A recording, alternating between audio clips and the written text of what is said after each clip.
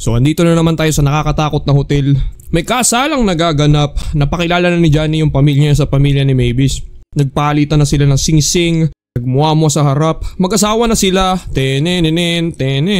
So 1 year later, tol, lipad muna kayo ni Mavis. So nagabulan sila in paniki form. Nagtaguan sila sa ulap. Napagod si Mavis. Ang hirap pala lumipad kapag buntis. Oo, mahirap talaga lumipad kapag wawawang. Haha, Jonathan, binuntis mo anak ko. Inaalam nilang lahat kung magiging vampira ba o normal na tao yung magiging anak nila. Kaya binigyan si Mavis ng extra care sa mga pagkain. Ngayon araw na ng kapanganakan, hindi pinayagan si Dracula pumasok sa delivery room kaya nag-disguise siya bilang isang hot na nurse. At natuwa siya nung makita niya yung anak nila Mavis at Johnny na si Dennis. Pero di lang siya yung masaya kahit yung zombie hindi matiis yung giyak.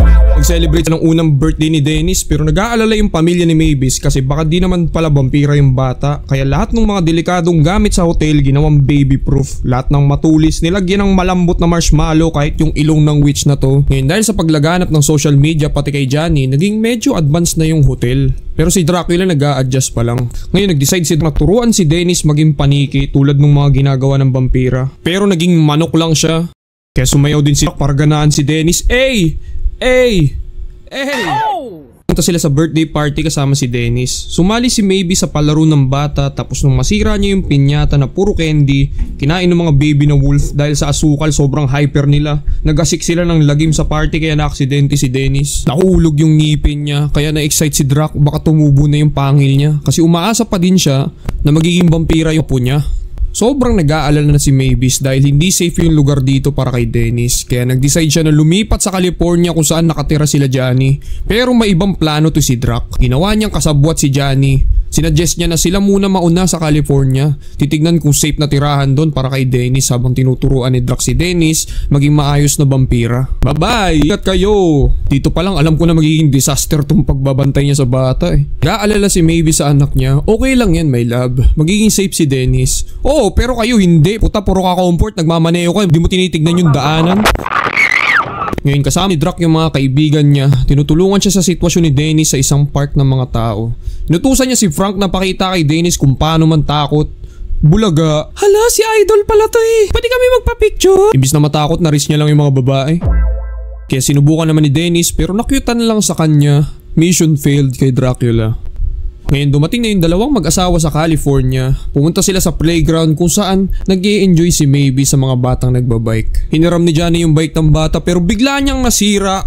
Lagot! Kita mo yung pagsisisi sa mukha ng bata. Kaya mga kids, huwag kayo basta-basta magpapahiram. Kahit mas matanda pa yan sa inyo, sabihin nyo, swiper, no swiping. Oh, shit! Buti na lang nandyan si Mavis para man-distract. Gumawa si Mavis ng maangas na trick sa BMX sa sobrang ahas na kalimutan na ng mga bata na nanira si Johnny ng bike. Inuulit ko, huwag nyo ipapahiram gamit nyo sa hindi nyo kakilala. Ngayon mukhang nag-i-enjoy si Mavis sa California, kinakabahan silang dalawa ni Drac pati ni Johnny. Kailangan na ni Drac i-activate yung pagiging vampira ng bata para di na nila kailangan lumipat sa ibang lugar. Kaya pumunta si Drac sa dati niyang camp kung saan siya nag-training sa pagiging vampira. Pero di niya ine-expect na sa tinagal na panahon na lumipas, nagbago na yung nakasanayan niyang camp.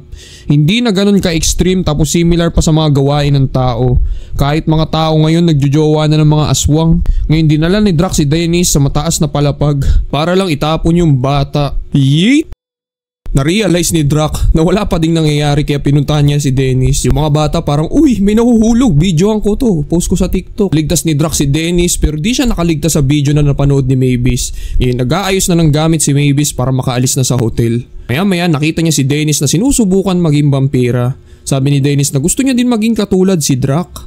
Ngayon nagsalo yung dalawang pamilya sa pagkainan. Nagulat si Drac nung sabihin ni Mavis na inimbitahan niya yung lolo niya o yung tatay ni Drac sa birthday party ni Dennis. In-explain niya kay Johnny na hindi siya masyado okay na maging magkaibigan na yun yung mga tao pati mga aswang. Pinakita ngayon yung tatay ni Drac na si Vlad, pati yung alagad niyang malaking parang paniki.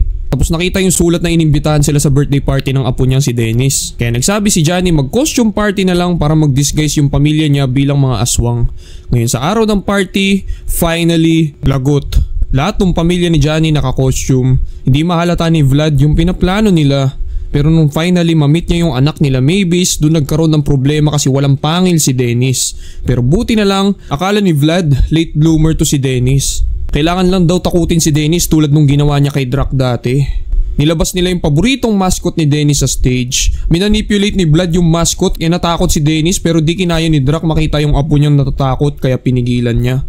Lumabas na lahat ng katotohanan na tao lang si Dennis pati yung inasawa ni Mavis na si Johnny. Drac, bakit mo hinayaan magkaanak si Mavis sa tao? Isa kang kahihiyan. Biglang nawala si Dennis kasi tinakot sila nung alaga ni Vlad. Nung masaktan yung kaibigan ni Dennis, biglang nag-activate yung Super Saiyan blood sa katawan niya. Lumabas na finally yung pangil. Tapos nagkaroon na ng fight scene, binugbog nila lahat yung iba pang alagad ni Vlad. Finally natalo na yung kalaban, nag-reunite na si Dennis sa pamilya niya. Kay Vlad naman natuto siyang tanggapin yung mga tao. Bumalik sila sa hotel para ituloy ang party ni Dennis. Nagbanding si Drac pati yung tatay niya and nagkaroon ng magandang ending sa dance floor. Hey! Subscribe to my channel. Milko Shake ko out.